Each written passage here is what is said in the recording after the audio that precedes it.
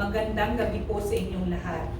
And in the city where I grew up, which is located in the southernmost part of the country, we say Buenas tardes a todos. I am Consul Ana Guerra from the Consulate General of the Philippines in New York. On behalf of our Consul General, allow me to thank the organizers for this opportunity to listen and to participate in this lecture and discussion on Philippine literature in Spanish in the first half of the 20th century. We believe that activities like this, which provide a platform for sharing of ideas, will promote greater understanding among peoples of various nationalities, as well as allow us to share successful initiatives and collaborate on common challenges. Filipinos are considered to be the Latinos of Asia. We were a colony of Spain for 333 years, beginning with the arrival of the Spanish expeditions and ending with the Philippine Revolution and the subsequent American colonization. The Spanish colonial rule significantly influenced my country's history and culture. For instance, I and many other Filipinos have Spanish-sounding names and surnames. Chabacano, a Spanish-based Creole language, is widely spoken in some parts of the country, including in my hometown, Zamboanga City. The first president of the Philippine Commonwealth, President Manuel L. Quezon, who is honored as the father of our national language, for initiating the selection of Tagalog as the foundation for a unifying national language, speaks better Spanish than English, as in others in his generation. These are just a few examples of how the Spanish colonial period has had a significant influence on Filipino identity.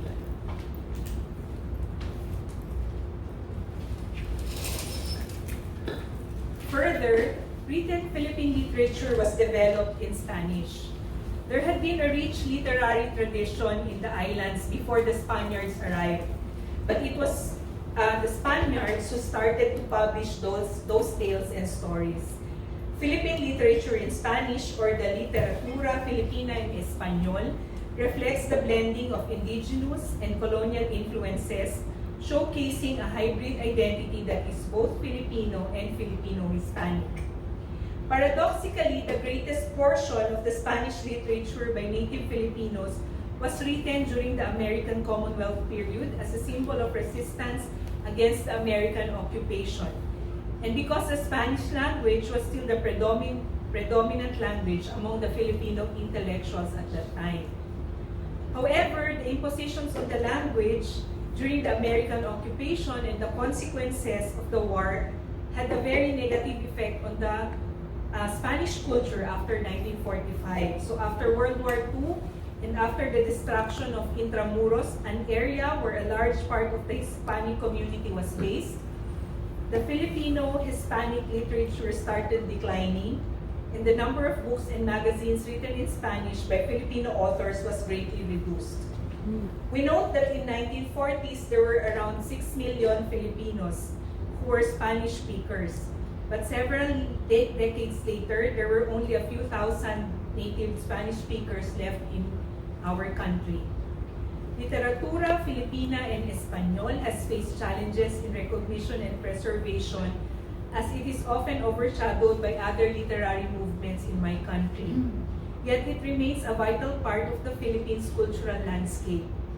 Thus, the Consulate General of the Philippines in New York expresses our gratitude again to Professor Sinardet and the organizers, as we hope that the discussions on this matter will help spur action to protect and maintain the legacy of the last Filipino writers who expressed their ideas in Spanish. We believe that this is important because even as the Literatura Filipina en Español narrated the struggles of the Filipino people, it has also contributed to the broader narrative of identity formation in the Philippines. So we wish that we'll all have a productive evening. Muchas gracias a todos. Gracias. Professor Emmanuel Sinardet, the speaker leader, now speaking Spanish. We have more Spanish people que came to this event. I think this is a little, but we translate in English then in the video. And there is a PowerPoint. I hope to see the text and the different ideas. Sí, sí, sí. Professor Sinarded is the director of the research to Europe and the different organizations for the University Paris-Nanterre. Also is director the Center of Ecuadorian Academic Culture. Please, the floor is yours. Thank you very much for the invitation, and thank you very much for the space, which is La Nacional La Spanish Nacional, Bilingual yeah. Society. So we're going to talk about Spain as well, even if we insist on this fantastic Filipino legacy, a wonderful literature. I hope you will read. Then I hope to have more readers of that beautiful literature, which is the object today of this discussion. Voy a pasar al español. Entonces, en 1898, tras la guerra estadounidense y el Tratado de París, se observa un auge, un boom incluso de la literatura en español en Filipinas. Y hoy existe un inmenso corpus de textos, de obras que fueron publicadas entre 1898 y 1946. Obras que están olvidadas y que este proyecto DigiFilit intenta rescatar y digitalizar con después un formato, digamos, de libre acceso para generar interés entre estudiantes, profesores y académicos. Entonces, este boom precisamente en un momento de ocupación estadounidense puede ser sorprendente porque podríamos pensar que al contrario, estaríamos en la inversa, es decir, un momento de desaparición ya en aquel momento, a comienzos del 20. Pero resiste el español a pesar de la política de descastellanización llevada a cabo por Estados Unidos. Incluso observamos lo que la crítica habla, una edad de oro de esta literatura filipina en español. The idea is that this period of like 50 years is the moment in history of Philippines of production of the best in literature in Spanish. Entonces, observamos periódicos en español, muchos periódicos, que son un espacio de debate intelectual y también político frente precisamente a la ocupación de Estados Unidos. Y tienen páginas culturales en las que se publica literatura, poemas, cuentos, capítulos de novelas, novelas por entrega, columnas de crítica literaria, piezas incluso a veces con los textos de zarzuelas, foxtrots, incluso cundimanes que se publican en español. El cundimán es la canción, digamos, emocional, emotiva por antonomasia y se escriben en los diferentes idiomas filipinos y también en español y se publican en esta prensa. Y todo eso gracias a una nueva generación de jóvenes escritores que tienen entre, digamos, 20, 30 años en la década 1910-1920.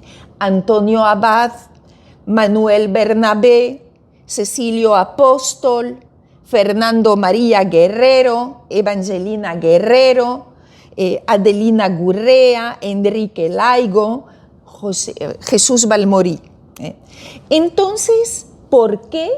Why writing in Spanish which is,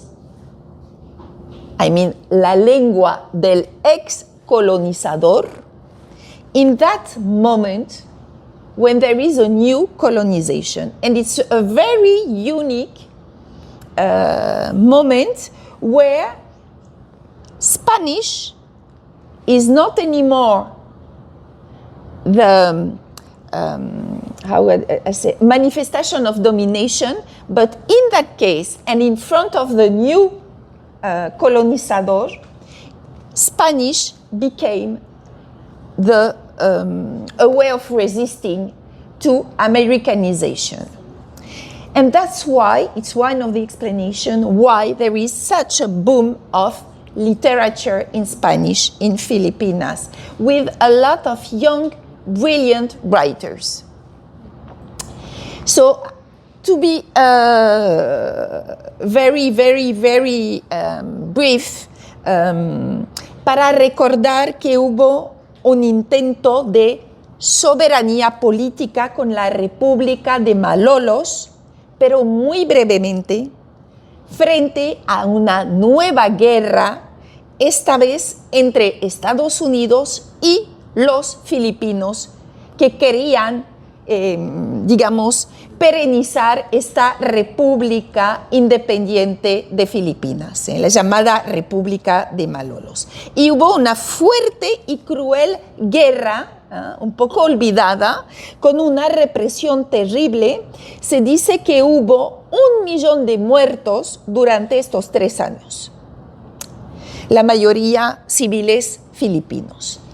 Y a partir de ahí, la tutela norteamericana luchó contra la resistencia militar, ganó, e intentó imponer un nuevo modelo cultural, lo que llaman en esa época la sajonización, la americanización, como mecanismo para efectivamente asentar este nuevo orden colonial estadounidense.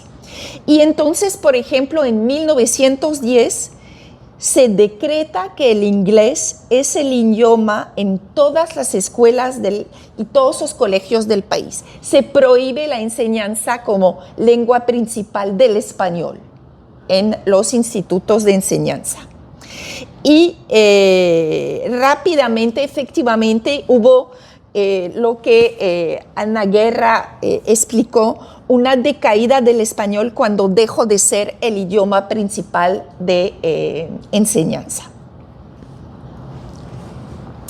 Y entonces, al mismo tiempo, Taft, entre 1909 y 1913, promovió una Policy of Attraction, política de atracción, para intentar convencer sobre todo a las élites pasar a apoyar el nuevo sistema, que no fue solamente económico, sino administrativo y también político, retrasando, eso sí, la independencia. Es decir, que fue prometida varias veces la independencia en el Jones Act en 1916, pero atrasada en el 34 con el Tidings-McDuffie Ley, pero solamente fue realmente una soberanía plena después de la Segunda Guerra Mundial. Aquí vemos la firma del Commonwealth en 1935 y fue, digamos, una república que no tenía soberanía plena. Entonces, para una élite filipina que hablaba, manejaba el español, que había sido educada en español, este horizonte de la independencia seguía existiendo a lo largo de la primera mitad del siglo XX. Y este horizonte, como que una fata morgana, iba desplazándose, ¿no? Y este horizonte, esta esperanza de una independencia, animó a toda esta generación de jóvenes intelectuales filipinos a escribir, pensar en español, que era una forma también de evadir la censura de Estados Unidos. Había una fuerte censura, como varios trabajos, varias investigaciones mostraron. Y lo interesante es que hicieron de lo hispano un elemento, no el único, pero sí un elemento de una identidad nacional filipina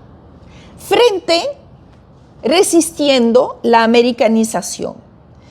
Entonces, pensaron algo muy original, es una filipinidad, una identidad nacional que fuera muy híbrida, retomando el aspecto religioso, el catolicismo, pero no solamente, el idioma también.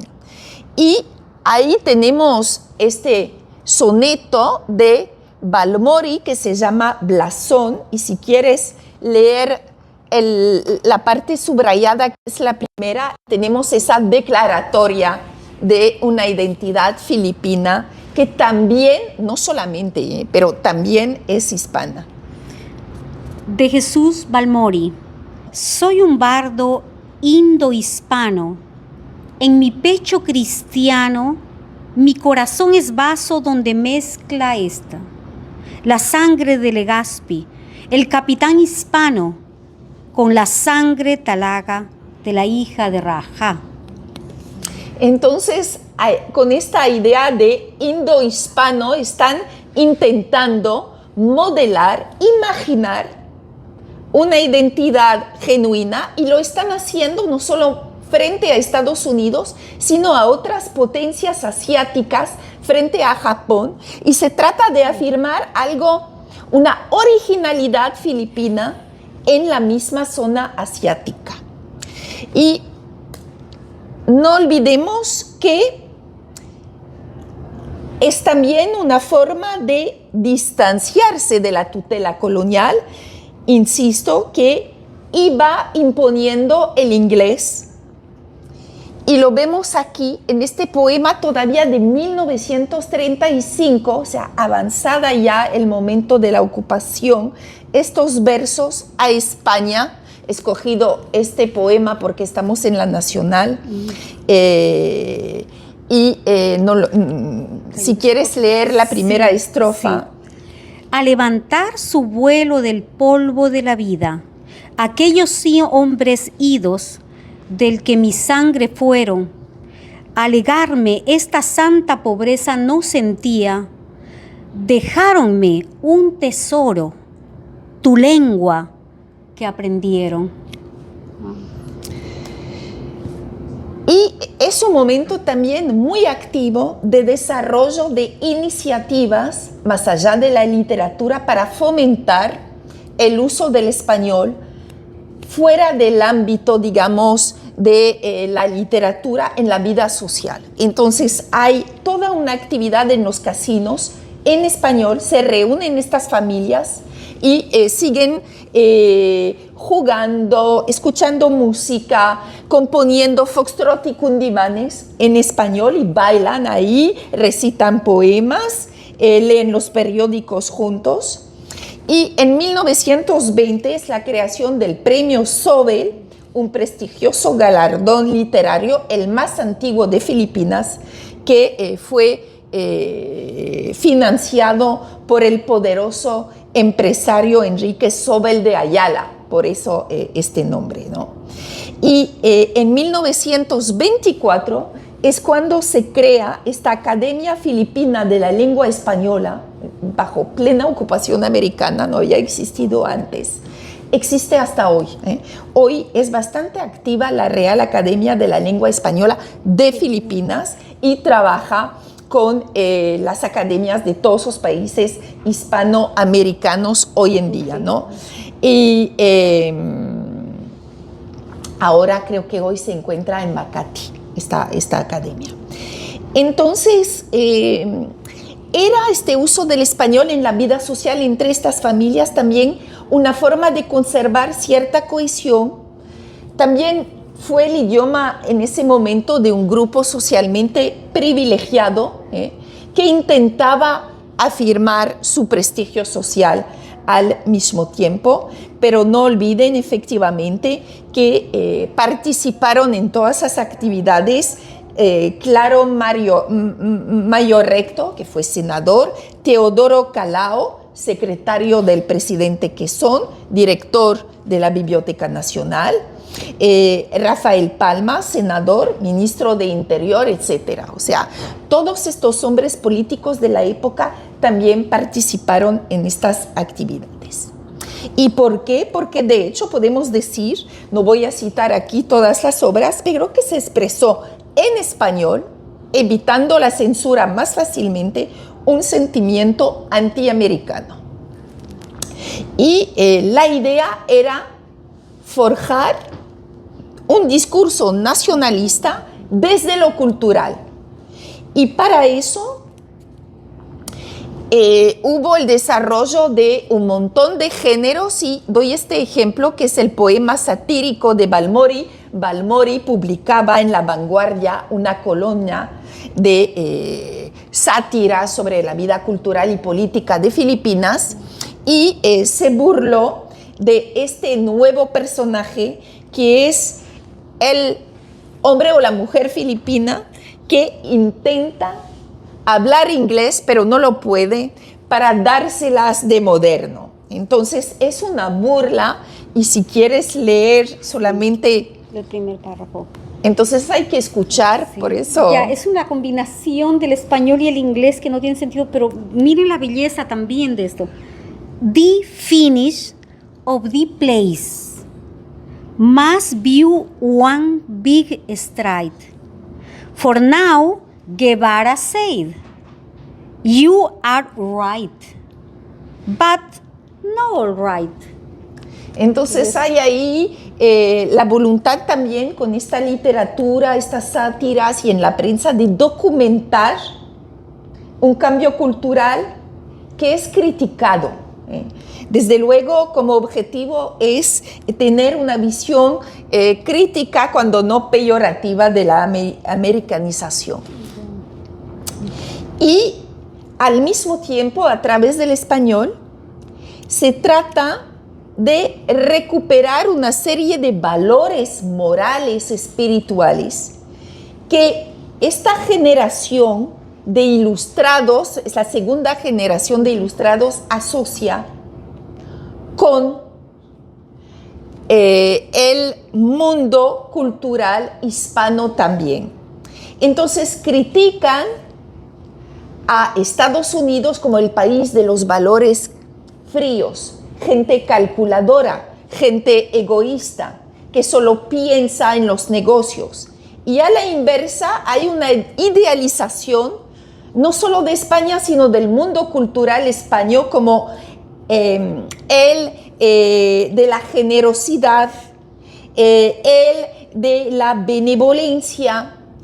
Incluso aquí vemos como a través del idioma se critica al sajón, y se produce algo muy chistoso en ese momento, es que la figura de Sancho Panza en el Quijote es asimilada. Entonces estamos evadiendo la censura, desde luego. Es una crítica a los Estados Unidos.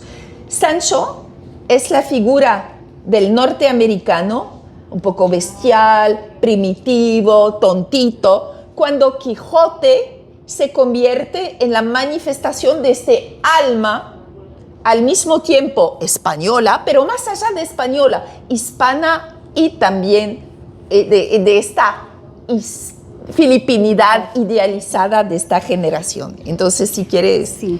Mi raza adoró la gloria del bello idioma español que parlan aún los Quijotes de esta Malaya región, donde quieren nuevos Sanchos que parlamentos en sajón.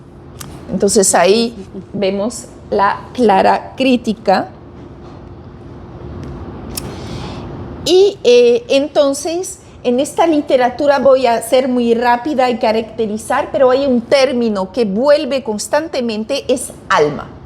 Y vemos cómo se intenta definir una idiosincrasia, una personalidad filipina genuina, original, única en Asia y en el mundo, a partir precisamente de la idea de una raza en el sentido cultural que sea al mismo tiempo malaya e hispana. Y no es un mestizaje biológico, no, es una cuestión de valores, de imaginarios. Y aquí, por ejemplo, les doy unos títulos y vean unos ejemplos: Epopeya de la raza, Castilla, alma, son términos recurrentes. Y el mayor representante de esta espiritualidad hispano-filipina para esta generación es José Rizal. Y convierten a Rizal en la figura realmente central de este alma filipina vinculada con el legado español. Entonces, pensar la filipinidad en clave hispana, no vamos a leer, pero para que vean que hay una multitud de producción. Realmente es el momento de mayor producción literaria en español, más que durante el periodo colonial español precisamente. Pero se trata ahí de contar historias, por ejemplo, ambientadas en familias, historias íntimas que narran la cuestión de los valores que se deben transmitir a pesar de la americanización. Les podría estar contando un montón de anécdotas que se desarrollan en esta literatura, pero la cuestión fundamental que aparece es la de la transmisión. Para que vean, aquí hay una obra de 1940, estamos en vísperas de la invasión japonesa. Todavía se habla de la necesidad de filipinizar a los filipinos, y esta filipinización como resistencia a la americanización se piensa en español, ¿no? Y amor a Dios, amor a la libertad, amor a vuestra raza, se hace en español. Y por fin, otro ejemplo aquí, algo muy constante, es el invento de este esquema. Lo tienen en pintura también en la misma época, de una figura femenina alegórica, de hecho, que debe encarnar, personificar los valores de la filipinidad, de la verdadera, no de la americanizada, y es la figura de la dalaga, y es una figura constante en toda esta literatura. Y hay el arquetipo de la joven dalaga, la chica, seducida por los falsos valores americanos, y como en esta novela de Guillermo Gómez Huidán, que acaba o arruinada, aquí acaba prostituta, ¿no? Por haber seguido el mal ejemplo de las girls americanas, traicionando, estamos en esa idea de la transmisión, traicionando los verdaderos, según esta generación, valores de la filipinidad. Entonces, este tema de la mujer responsable de la transmisión y que puede traicionar, la ven también aquí en esta novela de Jesús Balmori. El ideal femenino que nace en esa época para esta generación, en realidad es la reformulación de la María Clara de Rizal en Noli Me Tangere. Es decir, que retoman esta personalidad de la joven fiel, cristiana, católica, fiel a su amor. Al final de la novela, la chica se mata porque piensa que su amor nunca va a volver. Y esta fidelidad a los verdaderos valores y a la tradición convierte a esta María Clara en la primera mitad del siglo XX en la personificación también con estas dalagas puras, inocentes, católicas y fieles a los valores de la familia, pues las convierte en realmente figuras alegóricas de esta filipinidad. Y a modo de conclusión, después de este breve panorama, realmente con la Segunda Guerra Mundial es la cuenta regresiva del español en Filipinas. Ana Guerra habló de después de la Segunda Guerra Mundial, pero el momento clave es efectivamente el bombardeo y la destrucción de Manila, con obras de arte increíbles totalmente desaparecidas. Unas fuentes también a nivel de todo lo que era la literatura misma, destruida para siempre. Lo que tenemos en realidad son copias. La pintura también, o sea, un momento de destrucción física, pero que significó también una destrucción cultural. Es la extinción de algo que existió, que ya no existe, que es la cultura hispano-filipina. Hubo varios factores también. No hay que olvidar que la crítica a Estados Unidos después de la ocupación japonesa ya no podía ser aceptada porque se vio a Estados Unidos como los liberadores, los libertadores de una tremenda y cruel dominación americana. Y ahí cesó la crítica, ¿no? Y por fin, otro aspecto que hay que notar fue entre los hispano-filipinos una división ideológica en torno a la Guerra Civil Española. Es decir, que una parte apoyó a Franco, otra parte a los republicanos, y este grupo que iba disminuyendo realmente con esta división ya no pudo resistir en la década del 40 y 50 la imposición mayoritaria del inglés. Entonces, realmente estoy feliz de poder hablar de esta cultura que desapareció.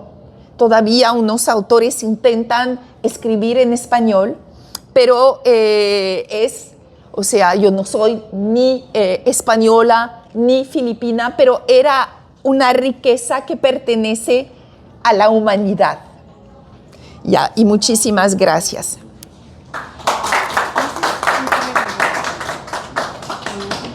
The conference with Dr. Sinarde really was incredible. We recuperate the identity and now understand all this experience for the society.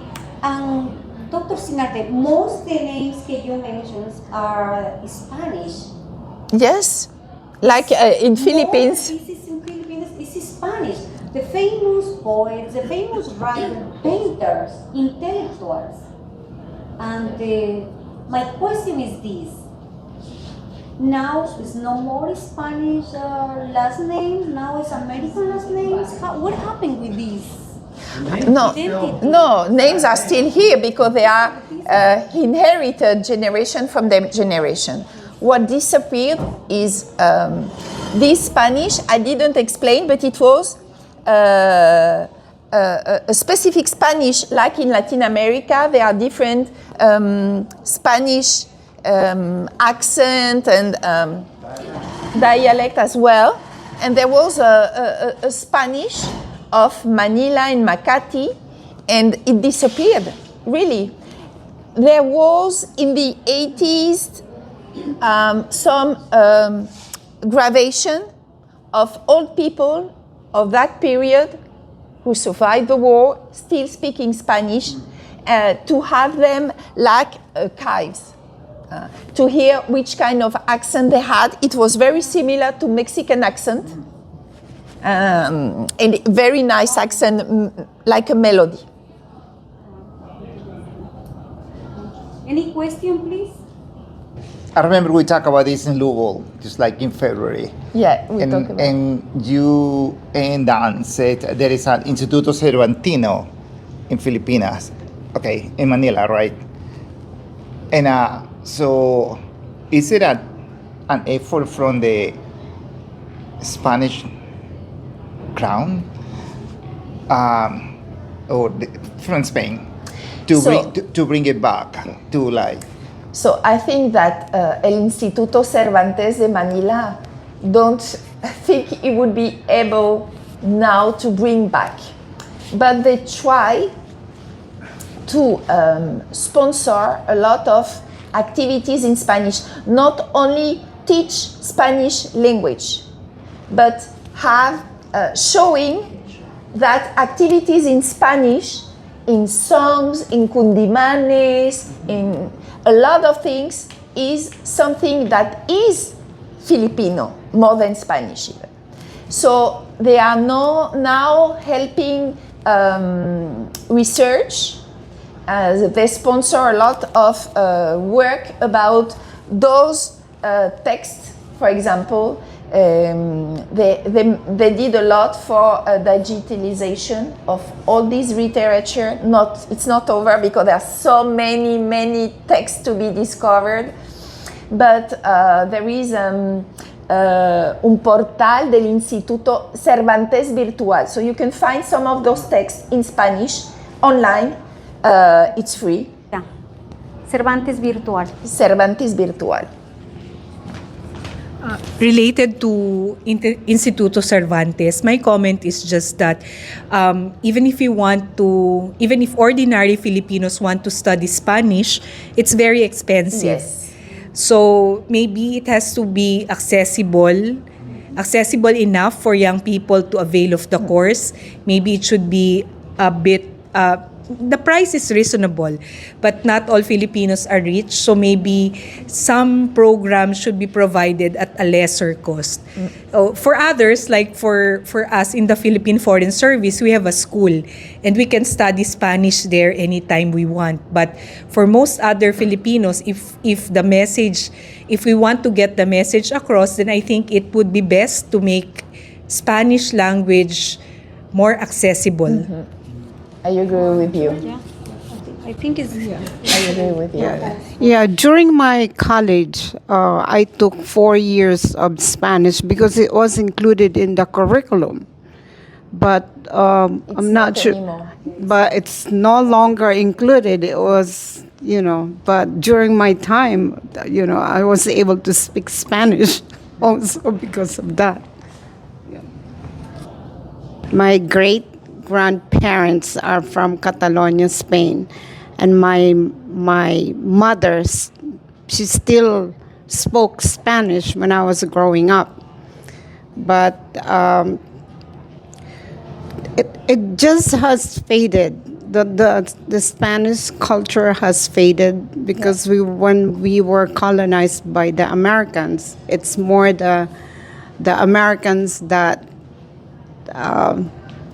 that dominated more. And that's when the Spanish culture has faded, right? But we still have our last names are still from the Spanish, yeah. And many Spanish words as well in Tagalog today still. Yes, we have Spanish words that are also Tagalog, which is the Filipino language. And so I pick up some of what you said, although I cannot make the connection, but some of the words that you've said, I still understood. ¿Is any question? ¿Alguna pregunta? Sí. Bueno, gracias por la conferencia. No sabía todo este proceso histórico sobre el español en Filipinas. Pero yo voy al siguiente, me considero un buen promotor del español aquí en Nueva York. Y en la Biblioteca Pública de Nueva York hay 4 grupos diferentes donde se trabaja el español, cuentos, charlas, podcasts, muchas cosas. Y ante la situación actual que está viviendo Estados Unidos y con esto que usted nos está presentando, a veces se está proyectando como que esto puede suceder en los Estados Unidos con esa tendencia a extinguirse el español, y porque este país lo está promoviendo solamente, only English. Y a veces produce como un poquito de escarmiento. Entonces, ¿hasta qué punto llegaremos si de pronto 60 millones somos hispanohablantes, digamos, y podríamos terminar en esta hecatombe siendo perseguidos y yendo a la hoguera y destruyendo toda el arte y la cultura que hemos promovido a través del idioma de Cervantes? Entonces, no sé cómo lo ves. Yo creo que la clave, y ellos, esta generación, bueno, son dos generaciones de hecho, fueron muy conscientes de eso. La cuestión es la transmisión de generación a otra generación. Cuando en este caso se impuso efectivamente el uso del inglés como lengua obligatoria y la erradicación del español en los institutos de enseñanza, en un primer tiempo no tuvo tantos efectos porque en las familias, las mamás, los papás seguían hablando, entonces no era la educación, pero había todavía una transmisión, digamos, informal o en la vida social que existió, porque en 1940 con Balmori vemos todavía a un tipo que nos explica que hay que filipinizar Filipinas en español, no con valores tradicionales vinculados con lo hispano. El momento de ruptura es cuando ya no hay la transmisión, y eso en el caso de Filipinas, como bien comentó la cónsul Guerra, se hizo progresivamente después de la independencia, al hacer, por ejemplo, desaparecer no solamente el español de los currículos, sino también imponer una American Way of Life en ámbitos culturales que antes venían en español. Después de la Segunda Guerra Mundial, creo que solamente hay 2 ya o 3 periódicos en español en Manila. Y para sobrevivir comienzan a llenar sus páginas de inglés y de tagalog. Con lo cual, poco a poco, en 25 años, al final, publican todo en inglés o en tagalog. Y desaparece el español. Ya no hay la transmisión.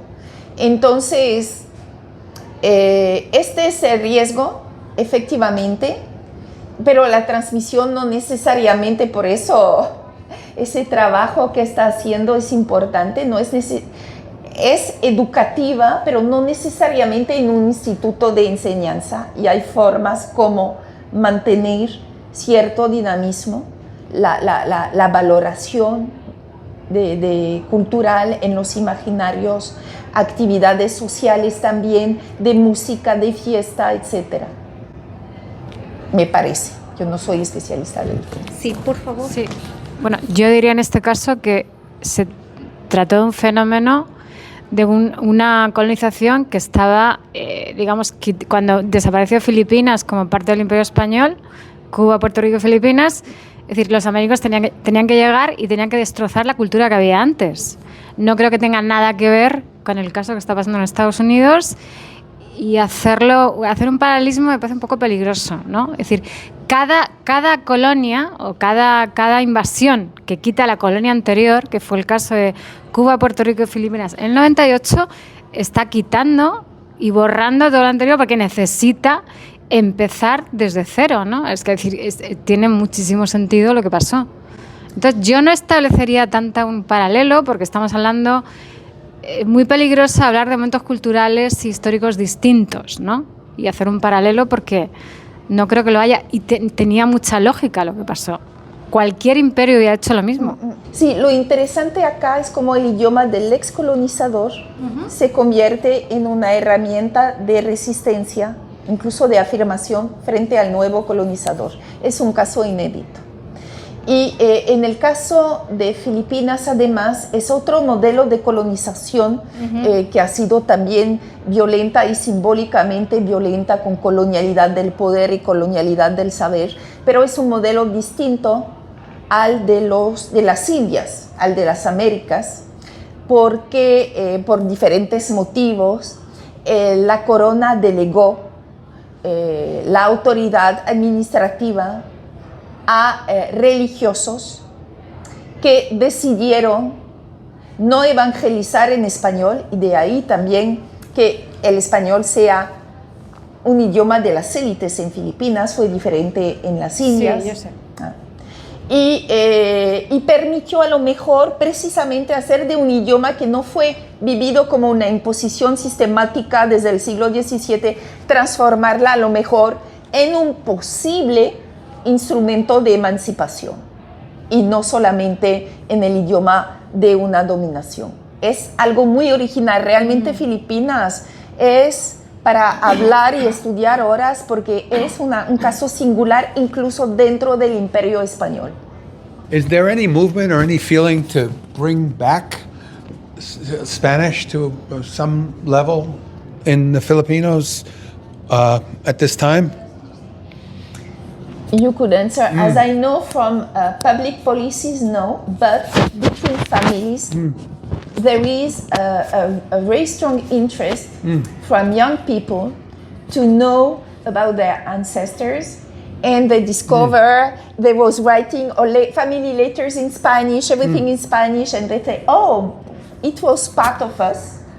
And I teach at university, and when I go to Manila, I give lecture, and we work together with students who are like 20 or 23-year-old, and they are really Interested. curious, interesting, and some of them are starting to learn Spanish, not to have it back. It's not the idea of this tradition that has to be saved, but as a curiosity, and I think they are very aware that it was a culture and a national, a Filipino culture between many other cultures. It's a multi-cultural country, Philippines, and this was a culture per se with imaginaries, values, codes, literature, and they are very curious to know about that. And it's all fairly recent. I mean, we're not talking about a long time ago. We're talking about less than 100 years ago. Yes. It's amazing how quickly things change. This is really very important event, and thank you, Professor Sinardet. We need to integrate and understand the origin of cultures. And I like to know, say thank you, the representative of Filipino culture, the government. Thank you for everyone here. And we continue grow in this important found our identities, support how we are here. And thank you to the Instituto Cervantes que support this. And I like to know that it's a special program for Filipino. Really is very important. Continue learn Spanish and found the ways for promote, including United States, the language. And I like to say thank you to everyone. We are continue with BICOA, Bicultural Community of the Americas, for organize and promote multicultural events. Thank you for everyone. And then we have time for speak with Professor Emmanuel. Thank you, Professor. Thank you for the invitation. We are so happy to hear in la National Hispanic Benevolent Society, an historical place for just this event, cultural and educational and academic events. Thank you for